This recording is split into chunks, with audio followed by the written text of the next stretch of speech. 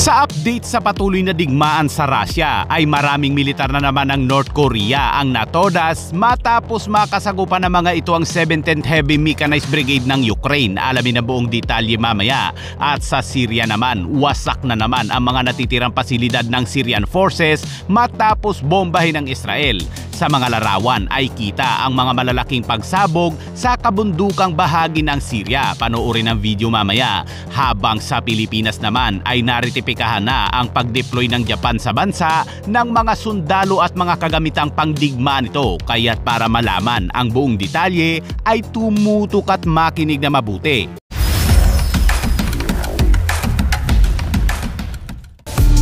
Niritipikahan na kahapon ng Senado ng Pilipinas ang isang Reciprocal Access Agreement o RAA na magpapahintulot sa mga militar ng Japan na mag-deploy sa lupa ng isa't isa habang ang dalawang bansa ay nag-aalala tungkol sa lalong iginigiit na paninindigan ng China sa rehiyon. Ang RAA, ang una sa uri nito na nilagdaan ng Japan at Pilipinas ay magpapagaan sa pagpasok ng mga kagamitang pangdigma at mga sundalo ng Japan para sa pagsasanay sa pakikipaglaban at pagtugon sa kalamidad at magpapahusay ng kaoperasyong militar sa pagitan ng Pilipinas at Japan. Lahat ng 19 na senador na naroroon sa sesyon kahapon ay bumoto para pagtibayin ang kasunduan kasama si Japanese Ambassador Endo Kazuya na dumalo sa Legislative Hall sa Maynila.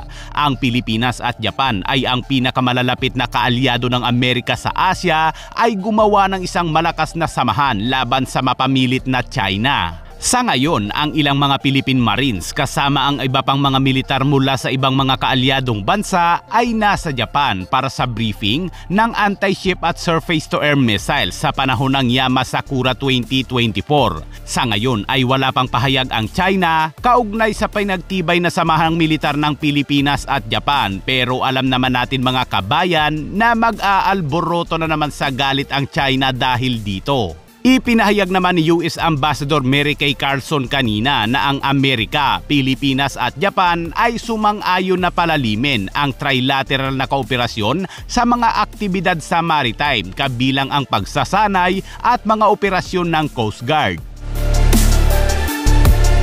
At sa update naman sa Middle East mga kabayan, lumiwanag ang kabundukang bahagi ng Syria at naramdaman ang powerful shockwave matapos bombahin ng Israel ang natitirang pasilidad ng Syrian forces sa Tartus.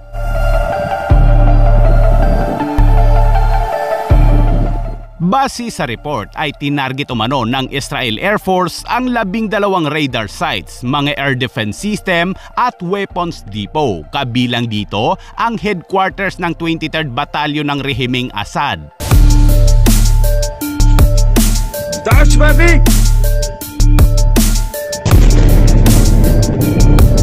Samantala, muli na namang umatake ang grupong Houthi ng Yemen kung saan tinarget ito ang syudad ng Israel gamit ang kanilang mga ballistic missiles. Ngunit base sa report ay bigong tamaan ng grupo ang Israel matapos ma-intercept ng Israeli anti-ballistic missiles na Arrow 3 ang mga missiles ng Houthi.